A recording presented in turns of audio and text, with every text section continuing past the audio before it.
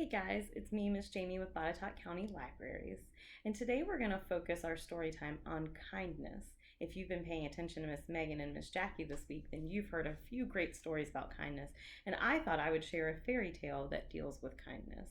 And this fairy tale is about two little girls that take in a bear when most of us probably wouldn't take in a bear if they came knocking on the door in the middle of the night.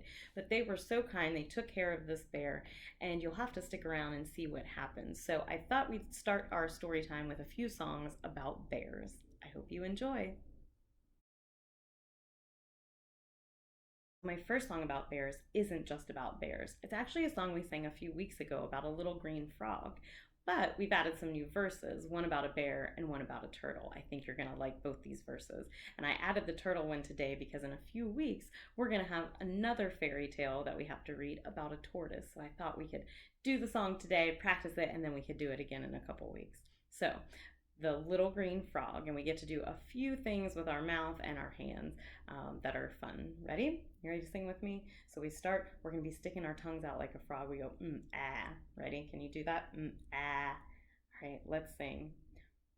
Ah went the little green frog one day. Ah went the little green frog. Ah went the little green frog one day. And they all went, ah.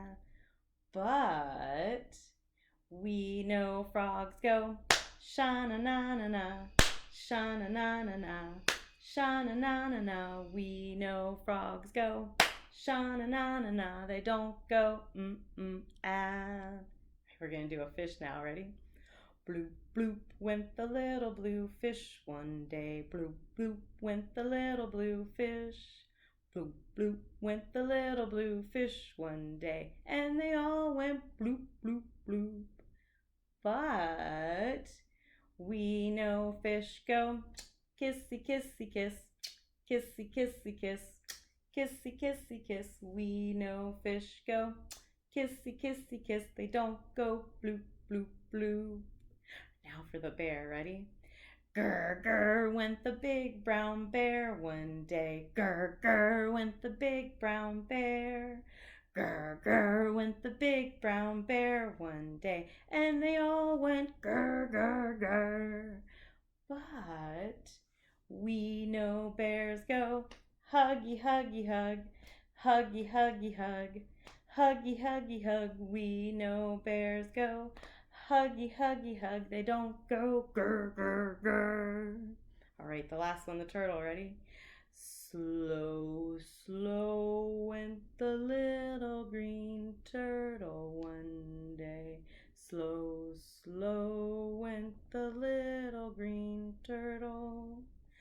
Slow, slow went the little green turtle one day. And they all went slow, slow, slow. But we know turtles go cowabunga dude, cowabunga dude, cowabunga dude. We know turtles go cowabunga dude. They don't go slow, slow, slow. I like that song. I hope you did too. If you could come up with other verses, let me know and we'll add them to the next story time. The next song we sing is all about teddy bears, and we're going to sing it twice. The first time we're going to act it out, and then the second time we're going to get our bears and act it out. Are you ready to go? Perfect. Let's stand up. Can you stand up for me? Good job. All right, ready? Teddy bear, turn around. Teddy bear, touch the ground. Teddy bear, reach up high. Teddy bear, touch the sky. Can you touch? Oh, good try. Teddy bear, touch your nose. Teddy bear, touch your toes. Teddy bear, touch your knees. Where's your knees? Can you see your knees? Knees. Teddy bear, sit down, please. Good job. All right, you ready to do it with your bear? Do you have your bear with you? All right, I'm gonna count to 5. You go get your bear. Ready? 1, Go get your bear. Run quick. 2, 3. Almost, almost. Get your bear. Do you have it? 4, 4.5. You have your bear. You have it. All right, 5. All right. We've counted to 5. You've got your bears, and we're going to take our bears, and I've got my bear. And look, my bear is almost the same size as Miss Jamie. It's a big bear. Look at him. Oh my gosh, he's so big. All right, ready? So we're going to sing. Take your bear, and you have him standing up, right? Teddy bear, turn around. Can you make your teddy bear turn around? Make him turn around. Good job. Oh, he's so big. Teddy bear, touch the ground. Can you make your teddy bear touch the ground? Oh, he's touching. Teddy bear, reach up high. Teddy bear, touch the sky. Can you touch it? Teddy bear, touch your nose. Where's your nose? Teddy bear, touch your toes. Do you think he can reach them? Oh, he can. Look at him. Teddy bear, touch your knees. Teddy bear, sit down, please. Oh, that was a great song, and we got to bring our teddy bears. I hope you enjoyed it too. My bear wanted to sit with me because he heard the story that we're going to read had a bear in it. And I told you that it was about 2 girls that showed kindness to a bear. Now, I thought I knew this story, but I actually did not know the full story of Snow White. So we're reading Snow White and Rose Red. That's right, not Snow White and the 7 Dwarfs, though you will find a dwarf in this book, but just one. And these are Snow White and Rose Red. And when I started reading the book, I thought this was Snow White because I watch the Disney movie all the time and she has beautiful black hair and rose red lips, right? But she's actually rose red. You see she's dressed in red, and Snow White is the little girl dressed in white. So are you ready to hear the story of Snow White and Rose Red? Are you ready? You ready to get closer? Okay. Snow White and Rose Red. And this is from Checkerboard Press, which is a subsidiary of Macmillan Incorporated. So thank you very much for letting us read this book, Snow White and Rose Red.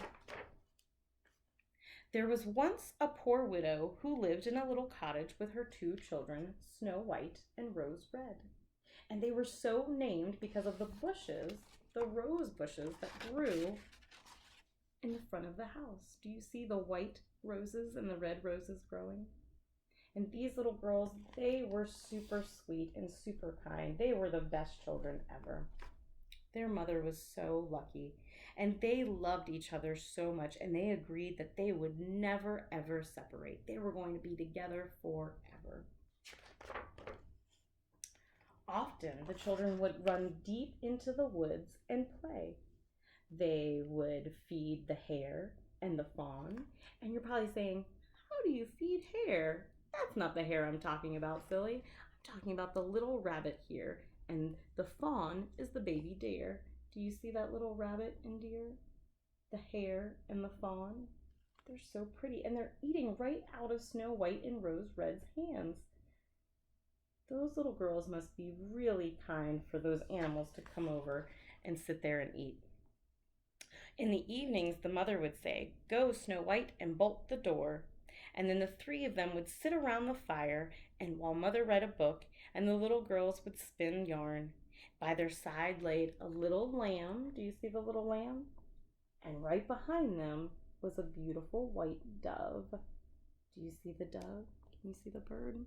You see, where is it? Right there. There's the dove, and there's the lamb. Well, one evening when snowflakes were falling, they heard a knock at the door. And do you know who it was? Look who it was. It was a bear. Snow White, she ran right behind her mother and hid. And Rose Red, she ran too. And the lamb bleated, and the dove fluttered away. But the bear began to speak, and he said, "Don't be afraid. I will do you no harm. May I come in and get warm?" Oh, he just needed some warmth, right? And mother said, "Yes, you poor bear, come in and get warm next to the fire." And then she told Snow White and Rose Red to come closer. The bear will not hurt you. And they started petting him. And the bear asked, girls, will you please get the snow off of me? So they took their brooms and they started sweeping the snow off of them. And soon the bear got comfortable. He laid in front of the fire and he stretched. Can you give me a good stretch? Give me a good stretch. Good stretch. And he said, let's play. So they rolled around to and fro. They pulled on his shaggy hair, and they played with him all night good-naturedly. And he bore all of their tricks, and if they hit too hard, he just said, leave me my life, you children, Snow White and Rose Red, or you will never wed. Well, I think they're very nice, so I don't think they're going to have a problem, right? When bedtime came and the children had to go to sleep, the mother told the bear that he could stay there right in front of the fire. And he did.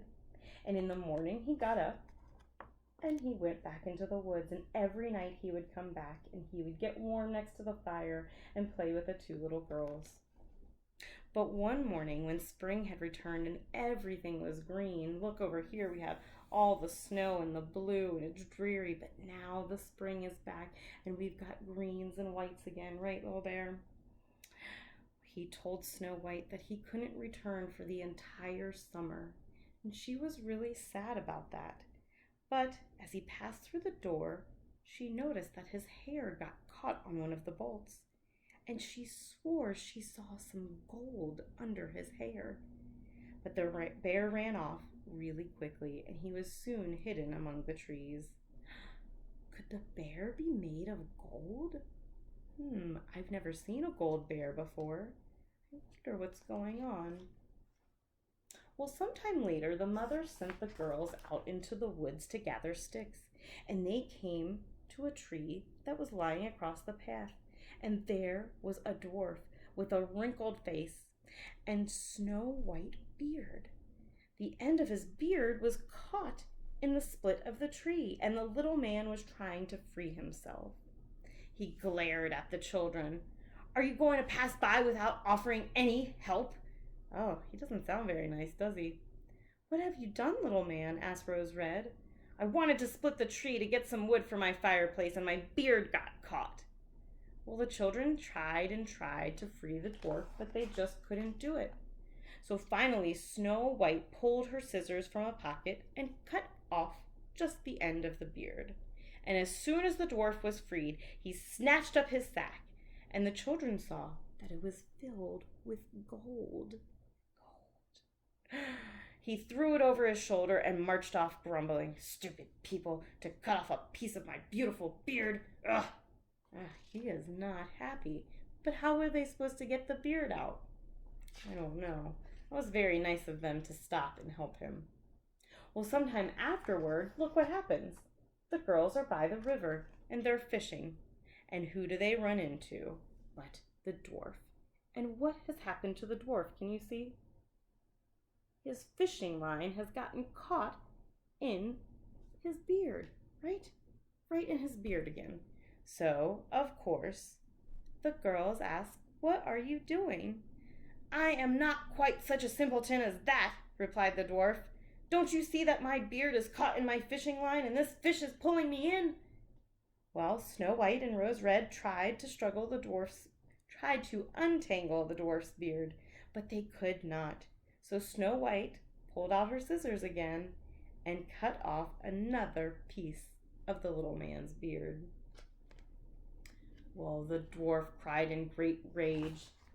It wasn't enough that you cut off my beard earlier. Now you've cut off the most beautiful part of it.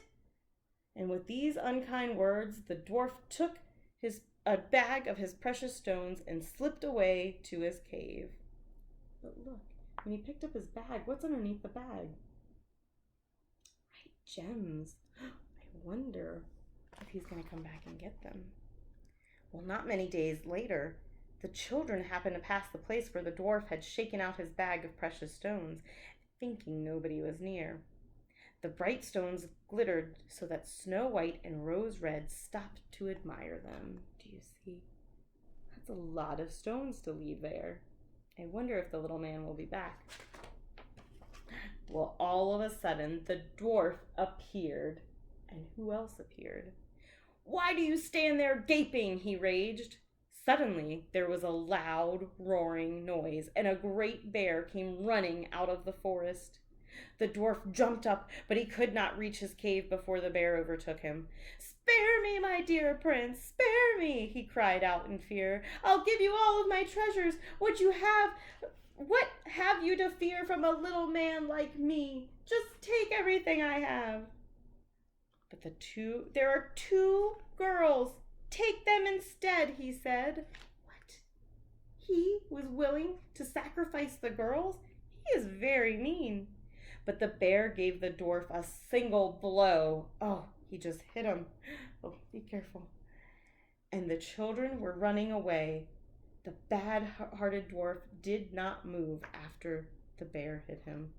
"Snow White, Rose Red, do not be afraid," said the bear. "Wait, I will go with you." How did he know their names? Well, the children recognized the bear's voice and stopped, and to their great surprise, his rough coat fell off, and they were staring at a man dressed in all gold. Look at that. His coat fell off. "I am a king's son," he said, "bewitched by that wicked dwarf who stole all my treasures to wander in the forest in the form of a bear until his death released me." He broke the spell. In time, Snow White was married to the prince and Rose Red to his brother. Together they shared the large treasure which the dwarf had collected. The mother also lived happily for many years with her two children. The rose bushes by the cottage were replanted in front of the palace, and every year they brought forth beautiful red and white roses in honor of Snow White and Rose Red. And this is the castle they all lived in, happily ever after. So that was an interesting story, a different take on Snow White than I ever knew. Have you heard this version before? You have? You guys are so smart. Well, I'm glad you heard it, and I'm glad for those of you that haven't heard it, we got to read it together today. I really like this story. So I hope you guys enjoyed it. I hope that you join me again next week. We have more fairy tales. We have just a few more weeks of fairy tales. So keep joining me on Friday mornings, and I can't wait to see you again. Bye.